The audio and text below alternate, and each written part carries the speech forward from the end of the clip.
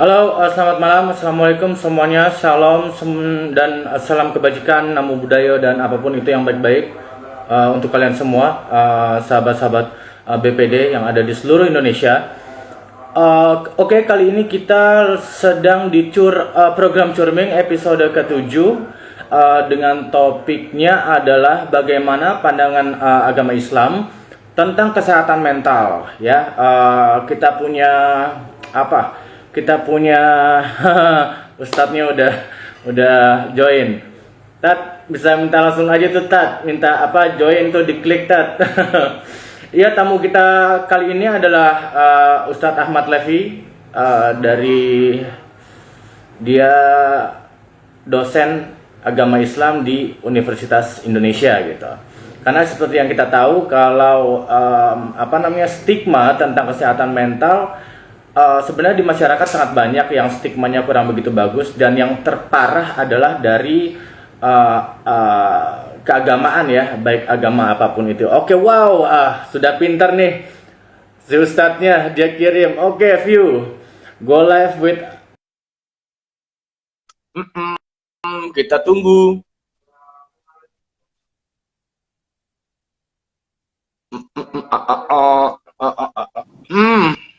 Udah mulai koneksinya. Assalamualaikum, Tat. Waalaikumsalam warahmatullahi wabarakatuh. Masya Allah, it's been like udah years ya, we haven't meet each other actually ya. Iya. Sehat? Apa kabar? Sehat? Sehat, alhamdulillah, puji Tuhan. Ya sehat, kerjaan juga masih membantu orang-orang seperti ini. Iya. Oke, Tat, boleh dong nih, banyak juga kan dari kawan-kawan kesehatan mental, khususnya juga dari kawan-kawan kita yang borderline personality disorder yang masih mungkin belum kenal nih Ustadz Ahmad Levi ini siapa gitu. Can you like introduce yourself just short? Iya, baik. Bismillahirrahmanirrahim. Assalamualaikum warahmatullahi wabarakatuh. Waalaikumsalam. Wassalatu wassalamu ala asyrafil mursalin sayyidina Muhammadin wa ala alihi washabihi ajmain. Terima kasih kepada sahabat saya Regi Ronoto. Kita sudah kenal lama ya, sejak SMA, dan jarang-jarang ketemu. Ya, pernah beberapa kali ketemu sama Regi ketika momen buka puasa ya, tapi dalam boleh dihitung jari lah pertemuannya. Jadi setelah SMA itu saya memang lebih fokus kepada agama ya. Saya lebih mendalam itu. Sebetulnya kami agamanya memang bukan waktu SMA saja. Setelah sejak dari SD juga sudah selalu sekolahnya secara double gitu ya. Paginya umum, kemudian sorenya agama. Dan itu terus berlanjut sampai S1. Saya mengambil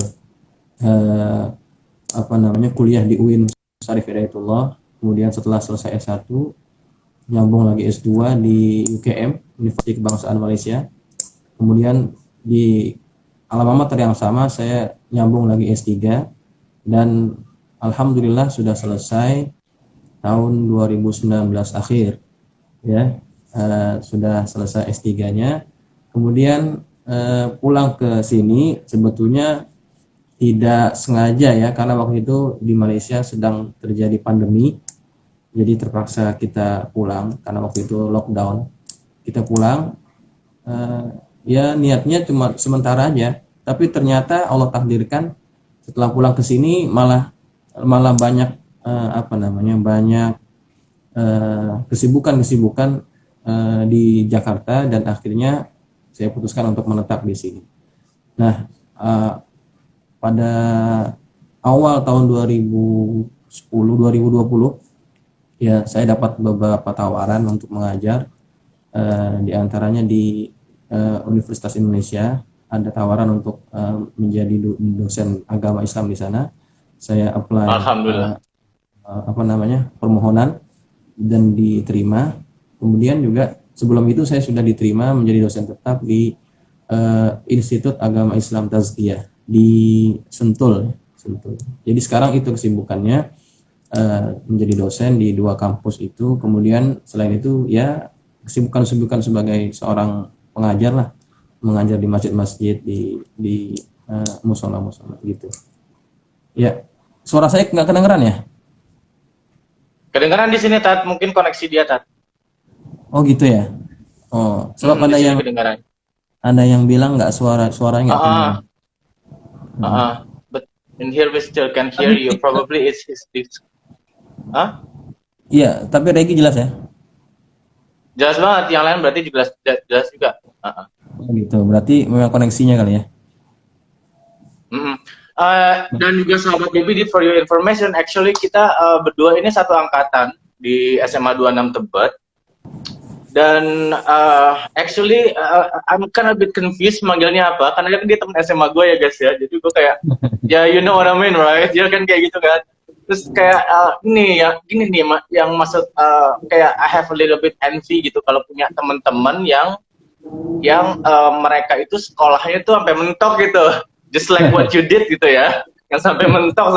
Sementara gue tuh S1 aja tuh kayak perjuangan gitu dan segala macam gitu. Tapi I really appreciate banyak juga tuh teman-teman dari 26 kita, SMA kita tuh yang sampai kayak gitu ya, pendidikan akademisnya tuh sampai mentok lah istilahnya. Itu kayak itu I'm very envy gitu. Kalau ngeliat postingan mereka udah S3 dan segala macam, sedangkan gue yang kayak apa sih? Kawan kita tuh Denny Bram. Iya. Denny Bram, dia lebih dulu dari saya selesai S3-nya, tapi umurnya nggak panjang ya. Beliau sudah meninggal. Sebetulnya beliau lebih hebat dari saya tuh, dia lebih cepat S3-nya, 30 tahun dia sudah selesai S3. Ya. 30 tahun ya dia? 30 tahun udah selesai S3. Lebih hebat dari dan dia sudah banyak publikasinya juga, aktif sebagai akademisi. Tapi umurnya nggak panjang. Tapi ya bagi saya apapun bidang kita, selagi kita dapat memberikan manfaat kepada orang lain, maka itu termasuk jenis manusia yang bermanfaat, yang baik lah. Ya, tidak mestinya orang yang berpendidikan tinggi. Kadang-kadang orang yang pendidikannya cuma ya, sampai SMA, S1 pun nggak selesai, tapi kalau manfaatnya banyak dirasakan oleh orang lain, itu jauh lebih baik gitu ya. Itu jauh lebih baik. Jadi apa yang Regi lakukan ini insya Allah juga banyak manfaatnya ya. Jadi manfaatnya juga banyak ya, orang lain. Ya, insya Allah jadi pahala ya, jadi ladang pahala buat Regi sendiri. Gitu. Amin insya Allah. Ya, ini kan gini Tat, kita tahu nih Tat ya, maksudnya there's a lot of stigma yang di society kita sendiri, apalagi kita hidup di Indonesia ya, yang menurut kita ini para aktivis atau berbagai komunitas dan organisasi-organisasi kesehatan mental itu, stigma itu sedikit berat, terutama dari kalangan agamawan gitu ya, yang banyak sekali menanggapinya dengan pemikiran yang awam, yang hanya menghubungkannya itu dibilang kamu hanya kurang dekat dengan Tuhan, kamu kurang banyak beribadah, kamu kurang bersyukur, kamu kurang ini, kurang itu, yang which is related in religion gitu ya. Not only in Islam actually, but di hampir semuanya, bukan hampir tapi kayak semuanya gitu. Jadi ini juga karena untuk kita pribadi ya, untuk anak pribadi itu kan research ya, I've been dealing this for almost a decade gitu ya, jadi I know kayak gimananya, and it's totally nggak ada hubungannya dengan yang dari keagamaan. Memang benar-benar dari medis gitu ya, dari medis gitu. And I heard it somewhere di sebuah kisah Rasulullah itu, ketika itu Rasulullah itu sedang berjalan di suatu tempat di daerah yang mulia beliau, lalu ada wanita datang gitu kan, wanita menyampari Rasulullah, terus wanita itu ngomong, ya Rasulullah, saya ini punya gangguan gitu ya, saya tidak bisa kontrol diri saya gitu ya, bisakah yang mulia Rasulullah ini mendoakan saya supaya saya sembuh? And then Rasulullah bilang gini, you have one of two options gitu ya. Satu, saya bisa berdoa untuk kamu dan kamu akan sembuh, atau kamu bersabar dan berusaha menginikan penyakit kamu, insya Allah surga untukmu. Itu yang aneh dengar tadi gitu ya. Jadi itu kayaknya sudah memberikan apa ya, seperti validasi kalau misalkan Rasulullah aja nih sebenarnya dia aware gitu tentang mental health gitu ya. Dan beliau tidak juga bilang kamu kerasukan jin, kamu begini. Enggak, beliau nggak ngomong gitu tadi. Tapi memang beliau ternyata aware at that moment loh, di tahun sekian gitu ya. Tapi dia sudah aware dengan hal mental health gitu, dan ini banyak yang manusia, orang-orang Indonesia terutama ya, yang nggak gitu ngerti nih tentang kisah ini gitu, karena I've been dealing with this issue almost a decade. Jadi kan mulai dari kayak sejarah-sejarah keagamaan sampai yang jelas-jelas kayak jurnal-jurnal ilmiah kan I've learned it gitu ya, belajar semua gitu kan, karena memang gitu. So, okay, itu dari singkatnya kan ya, dari singkat from me. So, kalau if I'm asking, suara saya agak terganggu nggak? Sebab sebelah masjid, sebelah rumah saya ini masjid gitu. Kedengeran nggak suaranya? Ada orang ngaji. Jelas kedengaran, tapi your voice masih kita bisa dengar dengan baik. Nggak terganggu kan? Kalau terganggu saya pindah ke tempat yang agak sunyi aja. Nggak apa-apa. Oh, okay. Enggak. Okay. So can I have from your opinion, your point of view about kesehatan mental dari kacamata Islam gimana kan? Supaya para viewer kita ini lebih aware-nya lebih bagus gitu kan. Baik. Jadi tentang kesehatan mental ini ya banyak orang memberikan definisi. Di antaranya yang ada satu buku yang ditulis oleh salah seorang cendekiawan lah, Jalaluddin Rahmat. Ya, Jalaluddin Rahmat, dia ada satu buku yang berjudul Psikologi Agama. Itu dia membahas sedikit tentang kesehatan mental. Jadi kesehatan mental itu dia katakan adalah keadaan di mana batin seseorang itu merasa sangat tenang, sangat aman, sangat tentram. Ya, yang ketenangan itu, keamanan itu, ketentraman itu dapat diupayakan dengan cara resignasi. Resignasi artinya kita berserah kepada Allah Subhanahu wa taala. Jadi memang ada beberapa stigma di masyarakat yang mengatakan bahwa kalau orang mengalami gangguan mental gitu, ya gangguan kejiwaan, ada yang mengatakan karena dia tidak kuat iman, ya, imannya tidak kuat, kemudian dia mengalami masalah kejiwaan, masalah mental gitu. Sebetulnya yang namanya masalah mental itu dapat menimpa bukan hanya orang yang tidak kuat iman, tetapi orang yang kuat iman juga itu ada kemungkinan untuk mengalami yang namanya gangguan, ya, gangguan kejiwaan ataupun gangguan mental. Nah, ini dapat kita buktikan kalau kita merujuk kepada Al-Quran, ya.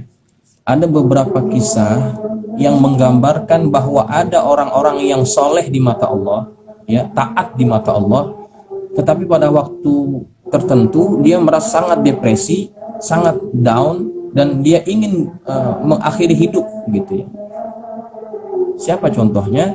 Contohnya yang diceritakan dalam Quran itu adalah Sayyidatuna Maryam, ya. Maryam ini kan dikenal ya, bukan hanya oleh orang Islam, orang bukan Islam juga mengenal Maryam dengan nama Mary gitu ya. Dan Allah ceritakan kisahnya dalam Quran dengan cukup gamblang gitu ya. Maryam ini adalah anak yang berasal dari keluarga yang sangat taat agama. Kalau kita lihat dalam Quran itu ada surah namanya Ali Imran, ya, Ali Imran. Nah, keluarga ini namanya adalah keluarga Imran. Allah abadikan namanya menjadi nama surah karena ketaatan mereka kepada Allah. Imran bapaknya, istrinya namanya Hannah, kemudian mereka punya anak, anaknya itu diberi nama Maryam. Nah, ketika dalam kandungan, ibunya Maryam yang bernama Hannah ini, dia bernazar kepada Allah kalau nanti anaknya ini lahir, dia akan serahkan anaknya itu menjadi pelayan kepada Allah Subhanahu wa taala. Itu nazarnya. Tapi ketika dilahirkan, ternyata anaknya itu bukan lelaki, perempuan. Dan tentunya kalau orang itu terlahir dalam keadaan perempuan, tidak bisa berkhidmat dengan lebih leluasa untuk berkhidmat kepada Allah ya. Sangat terbatas ya. Tetapi karena dia sudah bernazar, akhirnya diserahkan juga Maryam itu menjadi orang yang berkhidmat kepada Allah Subhanahu wa taala. Nah, singkat cerita, Maryam ini akhirnya dirawat oleh seseorang yang bernama Zakaria, Nabi Zakaria. Nah, Zakaria menyiapkan satu tempat ya, satu tempat yang bernama mihrab. Disitulah Maryam beribadah, tidak keluar, tidak tidak berjumpa dengan orang lain, dan kunci dipegang oleh Zakaria. Tidak ada orang yang dapat masuk. Nah, bukti bahwa Maryam adalah hamba Allah yang taat, sampai-sampai Allah memberikan rizki secara langsung kepada Maryam. Ketika Zakaria masuk ke dalam biliknya Maryam, dia terkejut. "Dari mana engkau dapatkan makanan ini?" kata Zakaria. Padahal kuncinya ada pada Zakaria. Tidak ada orang yang dapat masuk melainkan hanya dia. Tapi ketika setiap kali masuk, kullama dakhala alayya Zakaria al-mihrab. Setiap kali Zakaria itu masuk ke dalam mihrab, wajada indaha rizqa. Dia selalu mendapati di biliknya Maryam ada makanan. Allah memuliakan Maryam karena Maryam sangat taat kepada Allah. Nah, kemudian dipersingkat ceritanya, Allah menginginkan Maryam ini menjadi ibu kepada seorang nabi yang kita kenal, namanya itu Nabi Isa alaihissalam ya. Nabi Isa itu kan dia terlahir tanpa ada bapak ya. Dia tanpa ada bapak. Nah, kemudian ketika Maryam ini hamil dan kehamilannya sudah mencapai usia tua, usia akan melahirkan, dan ketika itu dia merasa sangat-sangat sakit ya, itu Allah abadikan dalam Al-Quran. Nanti kawan-kawan, sahabat-sahabat bisa rujuk dalam Quran itu pada surah Maryam ayat yang ke-23 ya. Pada surah Maryam ayat yang ke-23 itu Allah sebutkan, fa'aja'ahal makhadu ila jid'in nakhlati qalat ya laitani mittu qabla hadha wa kuntu nasyan mansiya. Ketika Maryam ini merasa sangat sakit ketika akan melahirkan itu, kemudian dia pergi ke satu pohon ya, satu pohon korma, kemudian dia berkata, apa yang dia katakan? Qalat ya laitani mittu qabla haza. Kata Maryam, wahai betapa baiknya aku mati sebelum ini. Coba bayangkan. Jadi waktu keadaan dia akan melahirkan, Maryam pernah berkata seperti itu, alangkah baiknya kalau aku mati sekarang ya. Kenapa Maryam mengucapkan ya, maksudnya ya? Hah? Iya, sebabnya banyak ya. Sebabnya yang pertama karena terlalu sakit ya, sampai dia berkata seperti itu ya kan. Ya, kita lelaki ya, kita tidak tahu bagaimana rasa sakitnya. Bagi perempuan mungkin mereka tahu bagaimana sakitnya. Sampai Maryam itu dia berkata demikian, baiknya mati aja dah gitu. Kemudian satu lagi yang menjadi beban dia, kalau dia sudah melahirkan anak ini, apa yang akan dikatakan oleh orang-orang kampung? Coba. Stigmanya ya. Stigmanya pasti buruk ya. Oh, ini lelah perempuan jalang ya, nggak ada bapaknya tiba-tiba punya anak. Ya. Itu yang bermain dalam pikirannya Maryam. Nah, ketika itu dia berkata perkataan seperti itu, alangkah baiknya kalau aku mati sekarang. Tapi, nah ini lagi-lagi kelebihan ketika orang itu taat dan dekat dengan Allah ya. Jadi saya katakan masalah mental itu bisa terjadi oleh kepada siapa saja, bukan hanya orang yang kuat imannya, tetapi orang yang bukan hanya kepada orang yang tidak kuat imannya, orang yang kuat imannya pun kadang-kadang mengalami masalah yang sama. Itu contohnya adalah pada diri Maryam. Tetapi kelebihannya, Maryam itu dekat dengan Tuhan. Maryam itu dekat dengan Allah. Ketika dia merasa sangat depresi, Allah datang membantu dirinya. Allah memberikan jalan keluar kepada dirinya. Maka Allah jelaskan itu dalam Al-Qur'an pada surah yang sama, fanadaha min tahtiha alla tahzani qad ja'ala rabbuki tahtaki sariyya. Kemudian tiba-tiba ada yang berseru, Jibril berseru, ya, malaikat Jibril berseru kepada Maryam dari tempat yang rendah. Suara itu berkata, janganlah engkau bersedih hati, ya. Janganlah engkau bersedih hati. Kemudian sesungguhnya Tuhanmu telah menjadikan anak sungai di bawahmu. Jadi ketika dalam keadaan sakit itu, tiba-tiba ada air yang mengalir di bawahnya. Maryam disuruh untuk minum dari air tersebut. Kemudian wahuzzi ilaiki bijid'in nakhlati tusaqit alaiki rutaban janiyya. Kata Jibril, kamu goncangkan pohon kurma itu. Coba ini satu ini ya, kelebihan yang Allah berikan kepada Maryam. Allah menyuruh Maryam, Jibril menyuruh Maryam melalui Jibril, ya, untuk menggoncangkan pohon kurma. Pohon kurma kan bukan pohon yang kecil, ya, bukan pohon toge, bukan pohon cabai.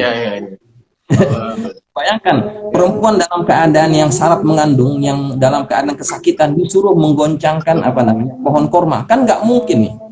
Tetapi itu perintah Allah, laksanakan saja.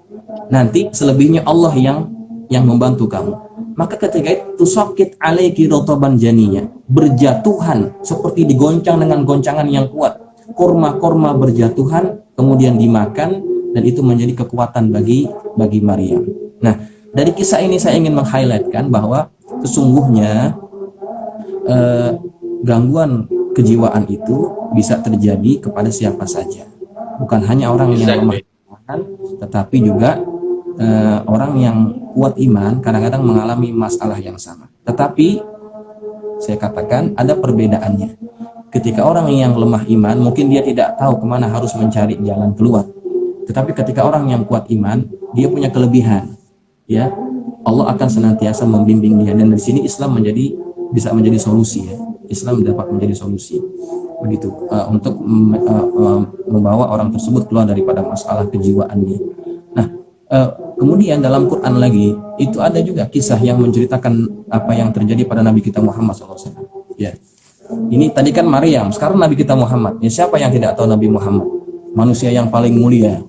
Tetapi Nabi juga pernah mengalami yang namanya depresi, ya, ataupun masalah kecewa yang sangat gitu, kecewa yang terlalu dalam.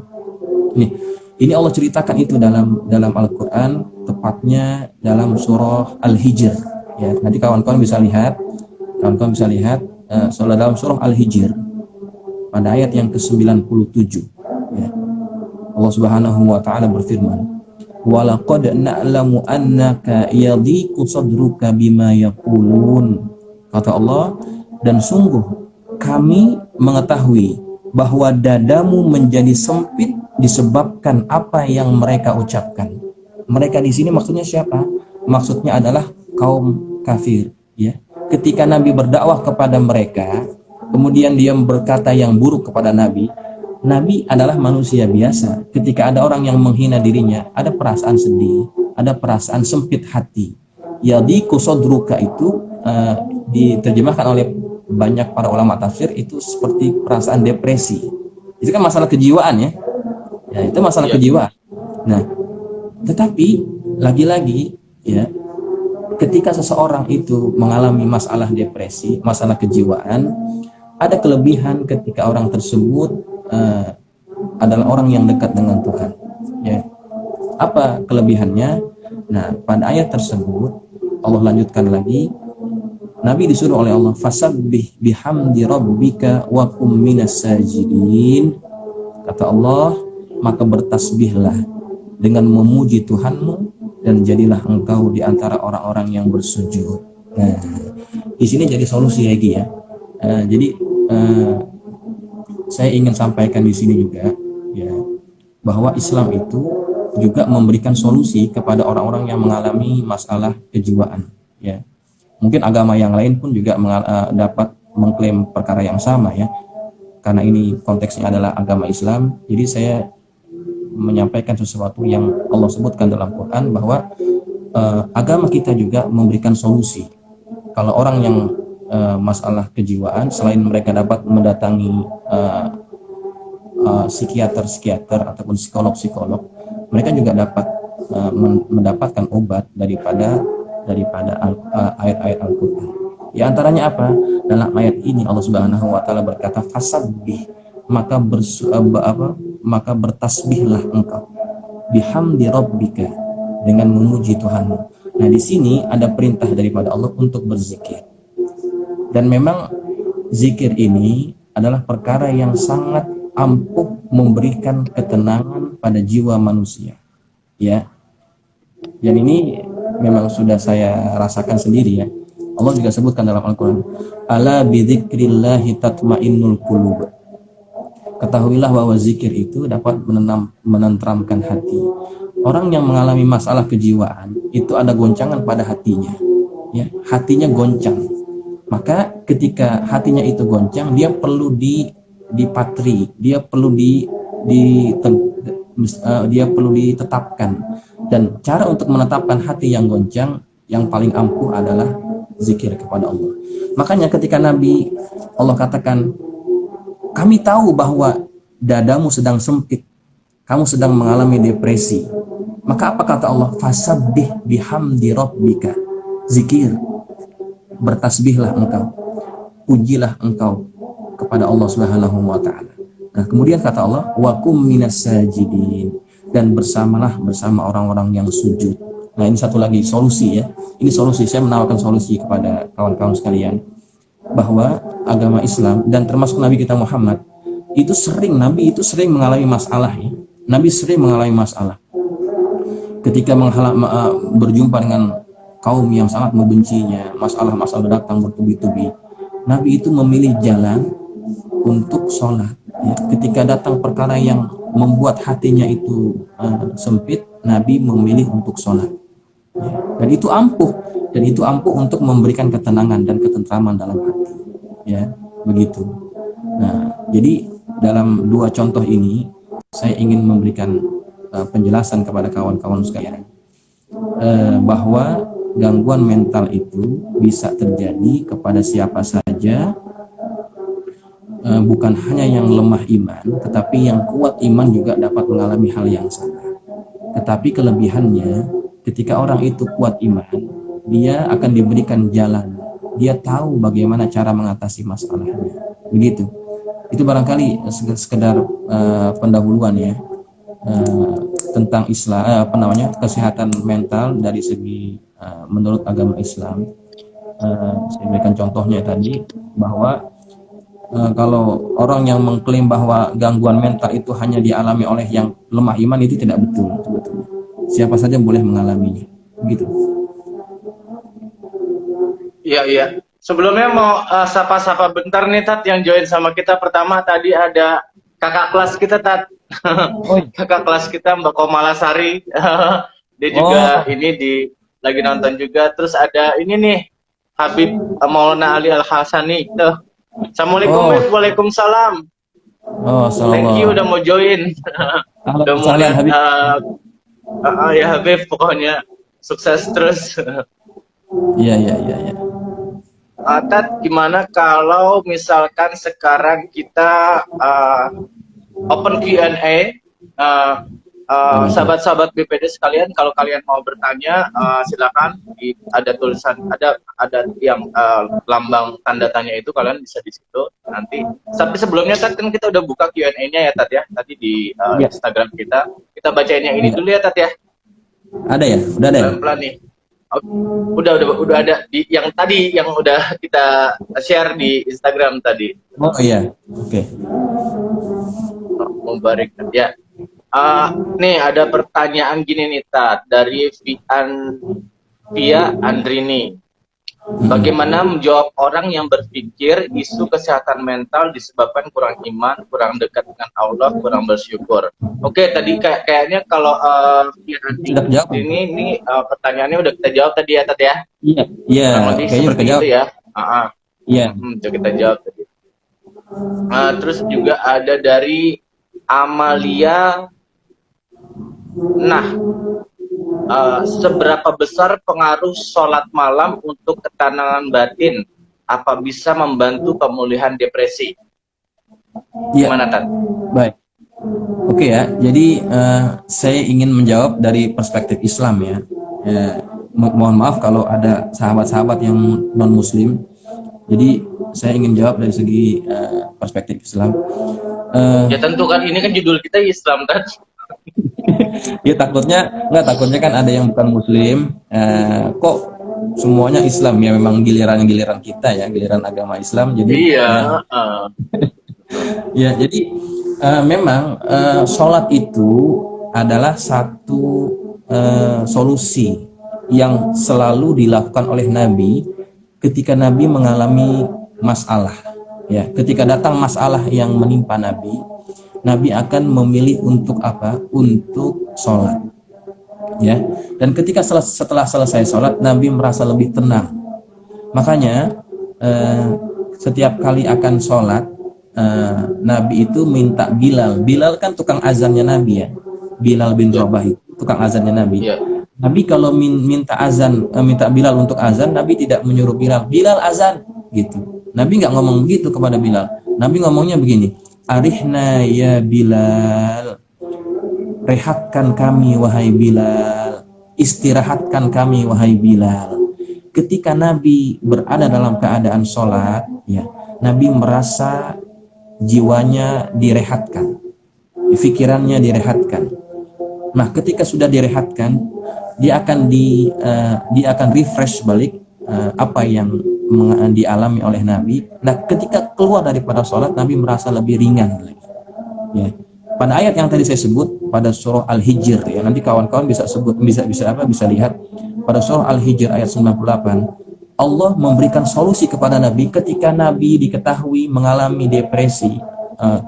Kalau kita katakan ya gangguan lah, sempit hatinya. Allah menyuruh Nabi apa? Wakum minas sajidin, bersamalah orang-orang yang sujud. Artinya Nabi disuruh untuk sholat. Karena ketika orang sholat, dia akan mendapatkan ketenangan. Ya, nah ketika orang dapat ketenangan, insya Allah itu akan menjadi obat bagi masalah mentalnya. Begitu. Ya, begitu kira-kira Regi. Jadi memang sangat ampuh. Saya ingin tambahkan lagi gini. Dulu pernah gimana? Kisah masuk Islamnya Mike Tyson ya. Mike Tyson itu kan dia pernah mengalami masalah kriminal. Dia memperkosa seorang miss kulit hitam di Sriwijaya. Underage lagi. Iya, saya kurang ingat namanya siapa. Kemudian dia kan di penjara. Nah, ketika dalam keadaan terpuruk itu, dia kalah, kemudian dia melakukan tindakan kriminal, dimasukkan ke dalam penjara. Nah, ketika dalam keadaan di dalam penjara itu, ya, dia akhirnya kenal dengan Islam. Dia kenal dengan Islam, kemudian dia masuk Islam, kemudian diberikan nama Malik Abdul Aziz. Nah, dia bercerita dalam satu talk show, katanya, ketika aku berada dalam penjara, aku merasa sangat jatuh, aku merasa sangat down, merasa sangat depresi ketika itu. Kemudian ada orang yang menawarkan aku untuk masuk ke dalam Islam. Kemudian dia tertarik untuk masuk ke dalam agama Islam, diajarkan bagaimana caranya sholat. Dan dia rutin sholat ketika dalam keadaan berada di dalam penjara itu. Dan dia merasakan ketenangan yang luar biasa yang tidak pernah dia dapati sebelum itu. Sebelum itu kan dia hidup dalam keadaan glamour ya. Duit banyak, dikelilingi perempuan-perempuan, selalu pakai zat adiktif dan sebagainya. Ya hidup dalam keadaan begitu. Tapi dia tidak mendapatkan ketenangan. Dan ketika dia berada dalam penjara, dia merasakan ketenangan itu. Nah, jadi ini satu bukti lagi bahwa ketika orang mendirikan sholat, seperti yang tadi ditanyakan, itu memang betul-betul membuat orang yang mengalami masalah mental itu menjadi lebih baik, ya, menjadi lebih tenang. Begitu kira-kira. Jadi sangat ampuh ya, sangat ampuh. Oke, itu udah jawab tuh ya. Ya. Oke, lanjutnya ini Tat dari Alzalita. Ustadz mau minta pandangannya tentang orang yang mau nyembuhin gangguan jiwa dengan ruqyah dong. Nah ini gini nih Tat, kalau misalkan ini kan terjadi banyak sekali di member-member kita sendiri ya, member-member kita sendiri atau beberapa dari member dari komunitas lain ya. Karena member komunitas Borderline Personality Disorder Indonesia ini aja udah dari ribuan misalnya ya, belum lagi yang lain-lain. And a lot of them yang kalau misalkan di ruqyah berulang kali, including me actually, I've been ruqyah before. Enggak, ya benar, seriously itu tidak ngefek istilahnya, tidak ada perubahan. Iya. Walaupun tetap kita kan yang namanya apa ya, manusia kan selalu berikhtiar ya, apapun itu kan kita coba gitu ya. Nah ini dia minta pendapatnya nih, pandangan Ustadz tentang yang untuk gangguan jiwa dengan ruqyah, gimana Tat? Baik. Jadi gangguan jiwa itu sebabnya bukan hanya karena gangguan jin ya. Kalau yang sumbernya adalah gangguan jin, itu memang bisa diobati dengan ruqyah. Tapi misalkan ketika di ruqyah tidak ada efek sama sekali, berarti itu bukan karena ada gangguan jin ya, berarti ada masalah yang lain yang itu belum diatasi oleh orang tersebut, sehingga walaupun dibacakan ayat Quran, ayat-ayat ruqyah itu tidak memberikan kesan apa-apa ya, karena ayat ruqyah itu hanya berkhasiat ataupun bermanfaat untuk orang-orang yang mengalami gangguan jin ya, dan bukan semua orang yang mengalami gangguan mental ataupun kesehatan mentalnya terganggu itu ampuh dibacakan ayat ruqyah. Jadi yang paling baik adalah diajak diskusi orang tersebut ya, ceritakan apa masalahnya ya, kemudian ketika ada perbicaraan dialog dari hati ke hati, baru kita akan dapat merungkaikan, kita akan dapat mengetahui apa sebetulnya sumber masalahnya begitu. Jadi makanya dalam banyak ayat Quran itu juga ya, tadi kan saya sudah berikan dua contoh, yang satu Maryam, yang satu Nabi kita Muhammad SAW. Nah, coba kalau kita perhatikan dua ayat itu, di situ ada peran pihak ketiga ya, yang memberikan ketenangan. Dalam hal ini adalah Allah. Tapi dalam kehidupan sosial kita, peran itu bisa kita ambil alih. Artinya ketika ada kawan kita yang berada dalam masalah, kita bisa memberikan pendekatan secara sosial kepada orang tersebut. Ya, kita memberikan ketenangan kepada dia, kemudian kita mencoba mencarikan solusi bagi masalah yang dia hadapi. Nabi itu ketika ada orang yang bermasalah, Nabi akan tanya masalahnya apa. Ya. Ketika orang yang ada masalah ditanya, sebetulnya itu juga sudah memberikan sedikit sedikit obat ya. Berarti ada orang yang perhatian dengan dia. Itu akan memberikan sedikit kekuatan kepada orang tersebut. Makanya ketika orang ada gangguan masalah mental, itu jangan diasingkan ataupun bahkan dia jangan menyendiri ya. Ketika orang menyendiri, malah gangguan mentalnya itu akan semakin menjadi-jadi. Ya perlu dibetulkan ya. Kita perlu terus dekat dia, jangan diasingkan, apalagi dibully, itu berbahaya ya, itu berbahaya sekali. Gitu kira-kira. Kalau tadi kita lagi ngomongin masalah zikir kan tadi ya gini. Jadi ini kan I'm dealing with many kind of mentally disorder people yang ketika lagi Anda kasih tahu nih yang untuk Mas Regi saya lagi bla bla bla bla bla, pada intinya lagi ngaco gitu ya, dikacau pikirannya.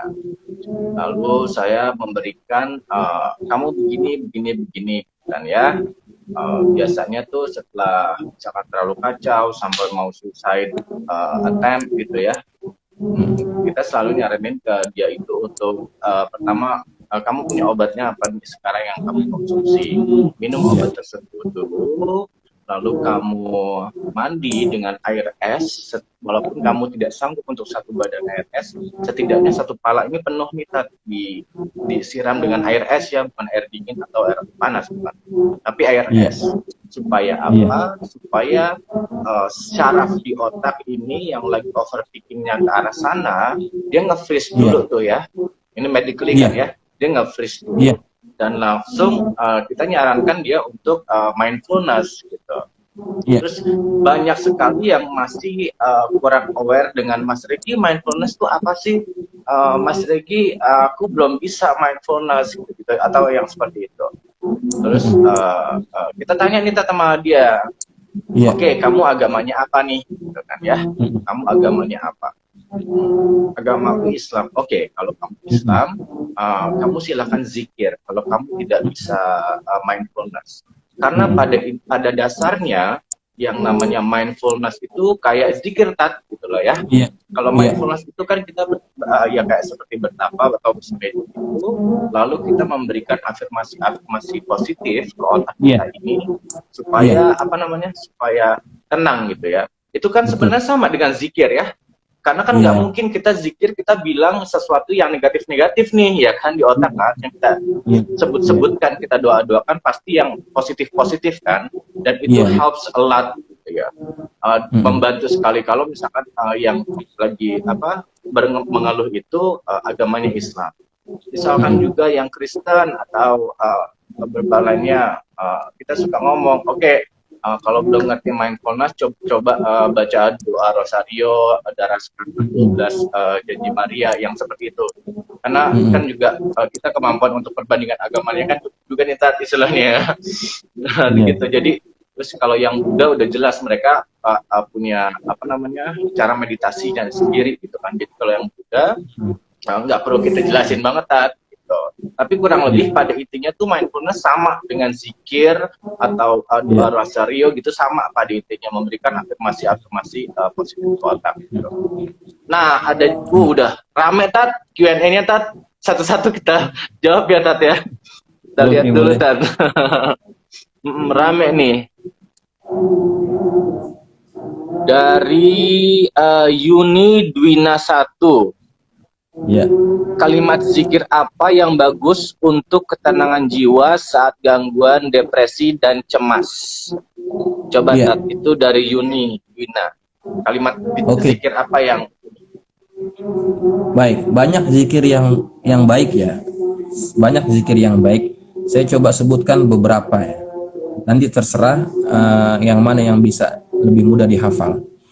Yang pertama, Mbak Yuni ya namanya ya. Yuni Dwina. Baik, bisa diamalkan zikir yang diucapkan oleh Nabi Yunus alaihi salam ketika dia berada di dalam perut ikan. Ya, dia terperangkap dalam perut ikan. Kemudian dia berdoa kepada Allah, berzikir kepada Allah. Zikirnya begini. Nanti bisa dihafalkan. La ilaha illa anta subhanaka inni kuntu minaz zalimin. La ilaha illa anta subhanaka inni kuntu minaz zalimin. Ya. Saya ulang lagi sekali. Artinya la ilaha illa anta, tidak ada Tuhan melainkan Engkau. Subhanaka, maha suci Engkau. Inni kuntu minaz zalimin, sesungguhnya aku tergolong ke dalam orang-orang yang zalim. Mengakui bahwa dirinya banyak kesalahan. Kemudian dia memuji Allah Subhanahu wa taala, bertasbih kepada Allah, itu juga memberikan efek yang sangat berkesan ke dalam hati yang bermasalah. Ini satu arah ya, selaras ya dengan apa yang tadi kita baca tentang ayat yang menceritakan keadaan yang Nabi hadapi. Allah kan menyuruh Nabi untuk bertasbih ya, dan ayat itu ada bunyi tasbihnya. la ilaha illa anta subhanaka inni kuntu minaz zalimin. Kemudian satu lagi, ada zikir yang Nabi ajarkan kita dalam keadaan depresi, dalam keadaan banyak masalah, ya. Allahu Rabbi la usyriku bihi syai'a. Allahu Rabbi la usyriku bihi syai'a. Ya.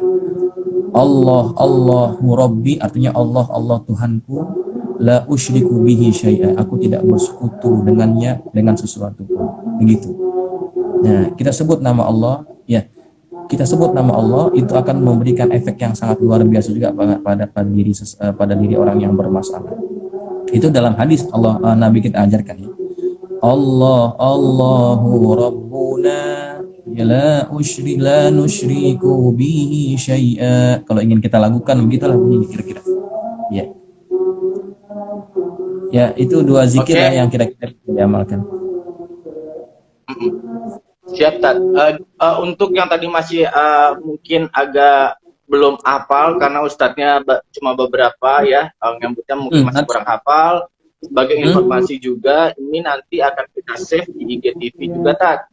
Jadi nanti siapa yang ini bisa dengar juga, dan nanti kita izinin, Tat, sebelumnya karena ini akan kita upload juga di YouTube channel komunitas kita, Tat, supaya awareness-nya lebih luas, Tat. Ya, baik, silakan. Coba kita buka lagi nih, Tat. Ya, silakan.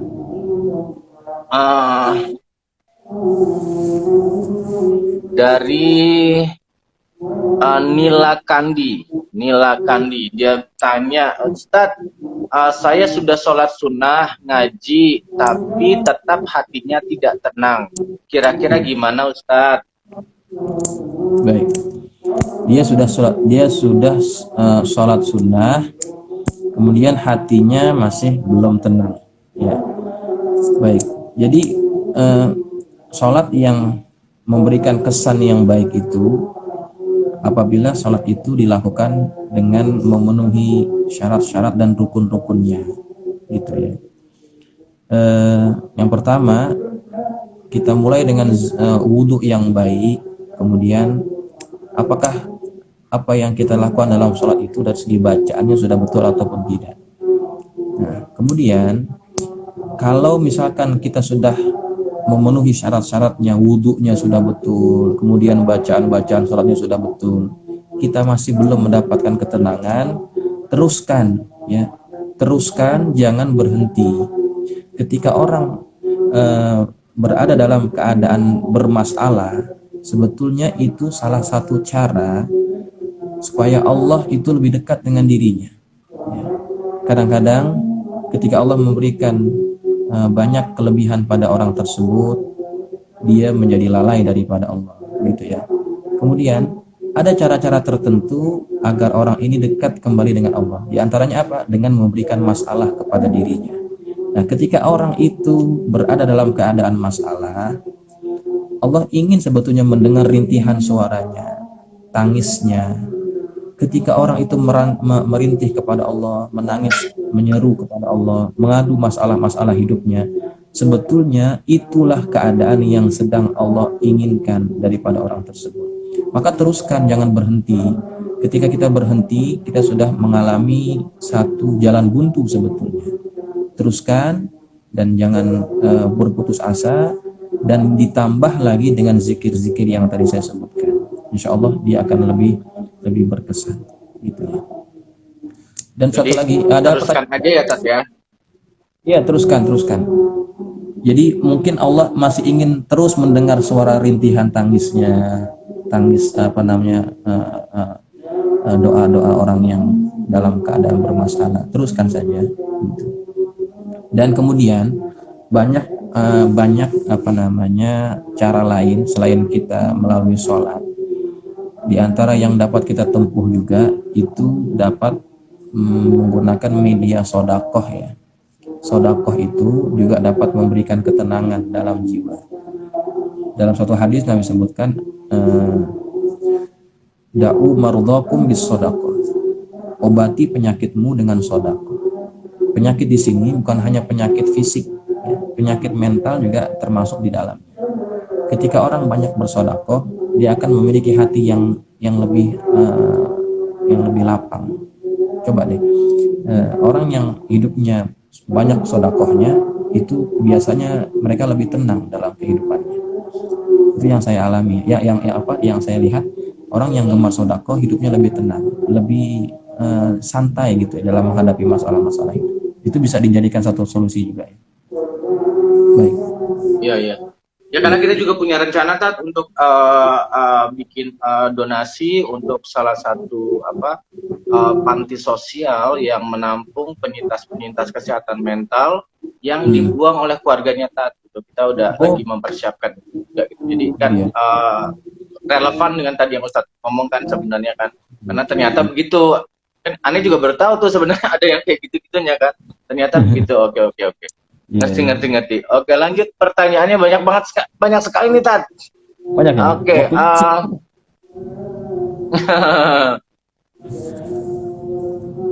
Iya. Oke, ini dia ini dia dari Emris gitu deh ya. Namanya susah sekali, Masya Allah. Gimana caranya berzikir saat sedang emosi? Karena saat emosi itu susah sekali berzikir, Ustaz. Baik. Gimana, Tat? Gini ya, ada beberapa cara yang Nabi ajar ketika kita dalam keadaan emosi kita sedang menaik ya, emosi kita lagi terganggu. Di antara caranya tadi kan Regi bilang apa tadi yang pakai S itu ya di sini ya? Ya, RS. RS itu sebetulnya dalam Islam itu diajarkan juga ya. Nabi ajarkan itu ketika jiwa kita sedang bergejolak ya, kita sedang emosional. Nabi menyuruh kita untuk berwudu. Air kan sifatnya sejuk ya. Air itu bukan hanya menyentuh bagian tangan dan wajah, tetapi kepala kita juga kita kenakan air.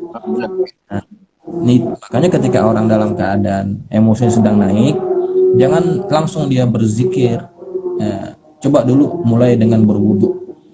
Maka ketika tubuh kita terkena air wudu, itu juga akan memberikan efek tenang. Ya, itu akan memberikan sedikit efek tenang kepada jiwa kita. Nah, ketika sudah agak tenang, baru kita mulai dengan zikir. Begitu. Itu tata urutannya. Jadi kita wudu dulu, kemudian kita zikir. Gitu. Berarti secara tidak langsung begini, relatable dengan secara sainsnya ya Tat ya? Iya betul. Ya, karena emosional itu emosi kita yang sedang menaik itu puncanya banyak ya, sumbernya banyak itu. Di antaranya ya karena syaitan juga yang mengganggu kita supaya kita punya amarah menjadi bergejolak. Nah, itu sangat ampuh dipadamkan dengan air wudhu gitu. Oke, kita lanjut. Oh ya, this time I have my personal question for you, Tat. Yeah. I have my personal questions karena ini juga terjadi di komunitas kita. Berhubung sekarang kan lagi bulan Ramadan nih, Tat ya. Ada yang ngomong kayak gini nih, misalkan Mas Regi, kita kan harus minum obat. Ada gini Tat, ada minum yang obat pagi, obat siang, dan yang masih farmakoterapi ya, masih menjalankan farmakoterapi. Ada obat pagi ketika baru bangun tidur, ada obat siang dan obat malamnya gitu kan. Terus gimana Mas Regi, kira-kira aku harus apa? Aku harus pas sahur aja minumnya, terus nanti bukanya baru minum untuk di dosnya obat siang sama obat malamnya. Terus kita selalu ngomongnya kayak gini, kalau untuk urusan medis tanyakan langsung kepada dokter yang handle kamu gitu ya. Nah ini juga gini nih, kan kita nih maksudnya gini Tat, kita pengen ngomong gini nih, kita kan orang sakit ya Tat ya, bisa dibilang orang sakit yang memang begitu ya. Hukumnya orang sakit berpuasa, Pak, gimana pendapatnya dari Ustadz? Bisa dibantu dipaparkan, Tat? Iya, jadi memang bagi orang yang sakit ada rukhsah namanya, ada keringanan yang diberikan, tetapi harus dilihat dulu tingkat sakitnya itu seperti apa. Kalau misalkan sakitnya itu apabila dipaksakan berpuasa akan menambah parah penyakitnya, maka lebih baik dia tidak berpuasa. Ya, dia tidak berpuasa, nanti bisa digantikan pada hari yang lain ketika dia sudah sehat. Begitu. Tapi seandainya penyakitnya itu tidak menghalang dia untuk berpuasa, maka rukhsah itu ataupun keringanan itu tidak berlaku kepada dirinya. Contoh misalkan tadi masalahnya karena waktu untuk minum obat ya, makan obatnya pagi, siang, dan malam contohnya begitu. Nah, apabila memang itu bisa disiasati, artinya minum obatnya, makan obatnya pagi ketika sahur, nanti yang siang bisa diminum setelah buka. Nah, itu kalau masih bisa diusahakan seperti itu, maka itu mesti dilakukan dulu, tidak lantas kemudian dia menjadi boleh meninggalkan puasanya. Begitu. Apalagi kan kadang-kadang obat-obat yang seperti itu juga kalau dia tidak minum pun mungkin tidak terlalu memberikan efek mudarat banyak kepada dia gitu ya. Nah, tapi yang pastinya kita mesti konsultasikan dulu dengan dokter ya. Apakah boleh obat yang siang diminum ketika buka puasa gitu, digabung dengan yang malam contohnya begitu. Ya soalnya gini Tat, ada obat-obatan itu, misalkan obat pagi, ada obat siang, ada obat malam. Biasanya adalah obat pagi dan obat siang itu adalah untuk yang supaya produktif, karena obatnya ini tidak bersifat time release gitu kan.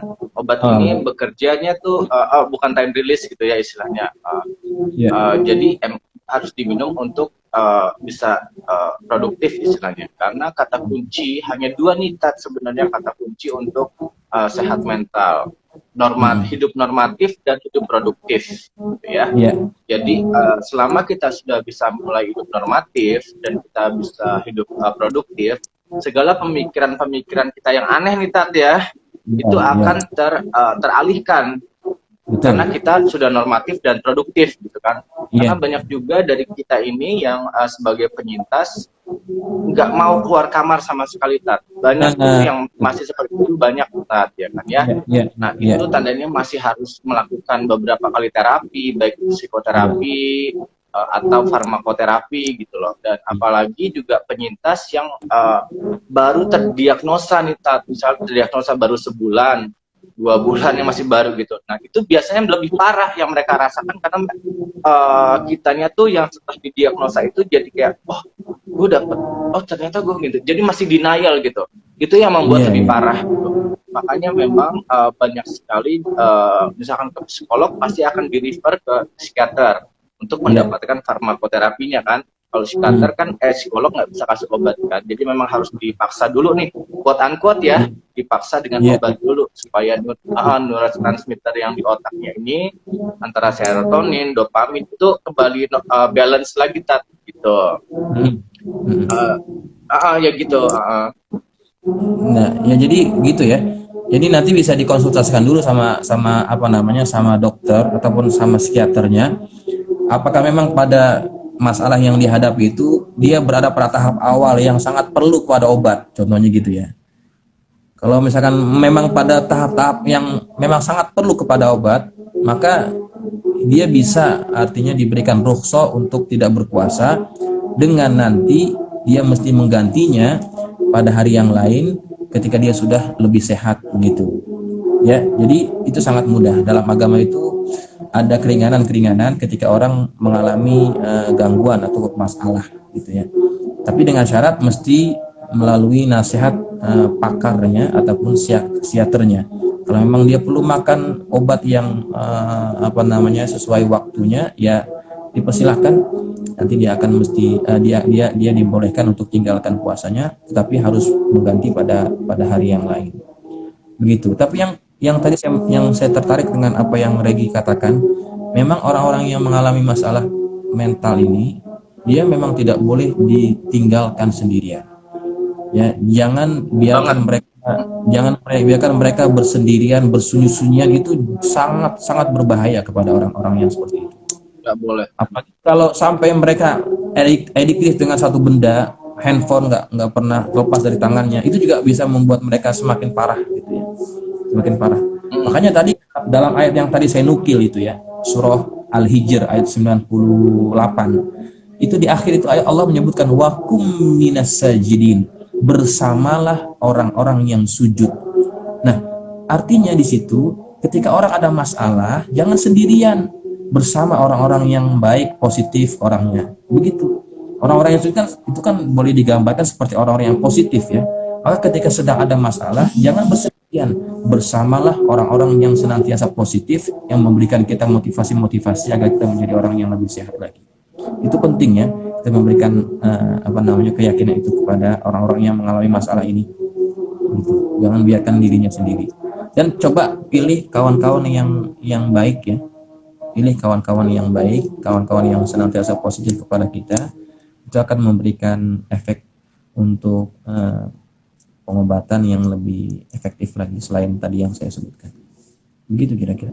Memang itu benar sekali tadi untuk masalah yang jangan menyendiri itu sangat tepat karena bisa datang pikiran-pikiran yang nggak jelas tuh Tat. Jadi memang harus ada temennya dan harus punya juga yang namanya support system terutama dari keluarga. Banyak juga nih Tat penyintas kita yang dari keluarganya kurang knowledge-nya kurang bagus tentang kesehatan mental yang akhirnya walaupun suka memberikan motivasi atau positif, tapi jadi jatuhnya toxic positivity yang karena gini, kita nih sebagai penyintas khususnya borderline, kita orang yang punya borderline personality disorder ini tingkat sensitivitasnya tuh di atas rata-rata gitu ya. Dengan diksi yang salah aja itu bisa jadi masalah untuk kita ya. Apalagi dengan intonasi yang berbeda nih ya, misalnya. Itu kita udah bisa langsung kayak baper, sensitif, langsung marah gitu. Jadi banyak juga yang akhirnya jadi cenderung ke toxic positivity gitu. Jadi makanya di sini untuk sahabat-sahabat BPD semua, aku sarankan untuk punya support system, support group. Kalau kita kan juga udah punya ininya udah punya grup juga di Facebooknya untuk saling support. Dan juga kita punya WhatsApp grupnya juga untuk saling support juga, kayak gitu-gitu gitu. Ya bagus, alhamdulillah. Coba ada tambahan lagi dari Ustadz gimana? Ya, saya setuju ya dengan yang tadi disampaikan. Memang betul yang namanya support system itu mesti senantiasa berada dekat dengan orang-orang yang mengalami masalah mental ini. Ya, karena memang bahaya betul ketika orang mengalami masalah mental kemudian dia bersendirian. Sangat mudah baginya akan hadir pikiran-pikiran yang tidak baik ya. Pikiran-pikiran ingin bunuh diri lah, ingin itulah, ingin itu. Banyak akan mudah terjadi kepada orang-orang yang bersendirian. Makanya betul, saya setuju dengan apa yang Regi katakan. Kita tubuhkan, kita kita buat grup-grup yang saling support sesama yang masalah mental ini. Ya, begitu kira-kira. Dan termasuk diri kita pribadi ya, kalau kita ingin sembuh, kita harus senantiasa aktif mencari orang-orang yang dapat memberikan support seperti itu. Ya. Gitu kira-kira. Dan juga nih aku mau menambahkan ya untuk para sahabat-sahabat BPD di Indonesia. Ada satu trik yang aku sendiri mengalaminya kalau gini, at that time that I was diagnosed as a borderline personality disorder itu I'm searching for support system gitu ya. Akhirnya dapat, ternyata support systemnya pada saat itu gini di RSKO tuh kita kan dapatnya di RSKO nih diagnosanya waktu itu. Pada saat itu di sana ada support group tapi cross mental health gitu. Jadi semuanya tuh ada tuh yang BPD, yang bipolar, ID, yang OCD, narcissistic, histrionik, pokoknya gabung gitu. And then at that moment I was realizing kok gue gak nyambung nih sama mereka, maksudnya gak sama gitu ya, gak sama apa yang gue rasain, kok beda ya gitu. And then at that moment couple months after that kita bikin untuk yang spesial borderline gitu. Nah akhirnya di situ baru ketemu tuh yang sama ininya nih, gejalanya, symptomsnya atau apapun itu itu. Oke, Tat, Iya. kita akan jawab pertanyaan terakhir nih, Tat ya. Iya. Oke, karena terlalu banyak ininya. Oke, kita jawab yang nih dia, nih kayaknya ini penting juga nih. So guys, this is gonna be our last Q&A. Kalau misalkan kalian belum sempat nonton, nanti sekali lagi aku ingetin kita save ini di IGTV kita. Oke, Tat, dari Asdazalita, Ustadz, cara tahu kalau gangguan yang kita rasakan diakibatkan oleh jin, cirinya bagaimana, Tat? Baik. Kalau gangguan jin itu ada beberapa cirinya. Di antaranya aja ya, yang saya tahu, biasanya dia akan mengalami mimpi-mimpi yang tidak baik. Mimpi-mimpi. Kemudian kadang-kadang dia merasakan sakit di beberapa bagian tubuhnya. Begitu. Kemudian dia kadang-kadang ada yang mengalami perasaan was-was berlebihan gitu ya. Ya, itu di antaranya. Di antaranya itu mimpi, kemudian kadang-kadang merasa ada sakit-sakit di badannya, kemudian tadi apa saya bilang, agak merasa was-was gitu, mudah was-was terhadap perkara-perkara tertentu gitu. Nah, itu di antara ciri-cirinya. Ya, di antara ciri-ciri orang yang mengalami gangguan gangguan jin. Begitu. Ya, saya tidak tahu secara detailnya apa ya, saya tidak mendalami masalah itu, masalah dunia halus gitu ya. Tapi yang saya tahu itu kira-kira. Oke nih kayaknya, nih coba terlalu banyak, Tat, yang masuk ininya Q&A-nya, Tat. Coba satu lagi kita jawab nih, Tat ya. Mana?